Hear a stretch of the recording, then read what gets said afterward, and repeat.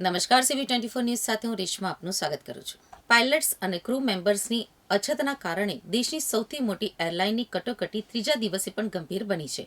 અમદાવાદ, વડોદરા, સુરત અને રાજકોટ એરપોર્ટ ઉપર 21 ફ્લાઇટ રદ કરવામાં આવી છે.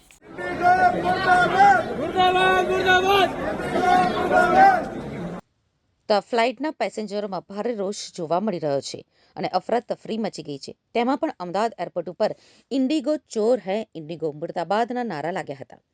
ઇન્ડિગો ઇમરજન્સીના કારણે કોઈ હનીમૂનના પ્લાન પડતા મૂકવા પડ્યા છે, તો કોઈ વર વધુ પોતાના જ લગ્નના રિસેપ્શનમાં પહોંચી શક્યા નથી. એક તરફ ઇન્ડિગોની ફ્લાઇટ્સ ધડાધડ રદ થઈ રહી છે, તેવામાં એર ઇન્ડિયાના ભાડામાં 4 ગણો વધારો થયો છે. મજબૂરીમાં હવે મુસાફરોને બસ ટ્રેનમાં મુસાફરી કરવી પડશે. વડોદરાથી મુંબઈ, દિલ્હી, પુણે અને ગોવા જતી ઇન્ડિગોની ફ્લાઇટ રદ કરવામાં આવી છે. ગઈકાલે પણ 2 ફ્લાઇટ રદ કરાઈ હતી અને 2 ફ્લાઇટ મોડી પડી હતી. ફ્લાઇટ રદ થતાં મુસાફરો અટવાઈ ગયા છે, તો બીજી તરફ વડોદરા એરપોર્ટ ઉપર ફસાયેલા મુસાફરોને સુવિધા આપવા માટે એર ઇન્ડિયા આજે અને કાલે દિલ્હી વડોદરા-દિલ્હી સેક્ટર ઉપર વધારાની 2 ફ્લાઇટ્સનું સંચાલન કરી રહી છે. આજની એર ઇન્ડિયાની ફ્લાઇટ દિલ્હીથી વડોદરા 13:45 વાગ્યે પહોંચશે અને 15:05 વાગ્યે વડોદરાથી દિલ્હી માટે રવાના થશે.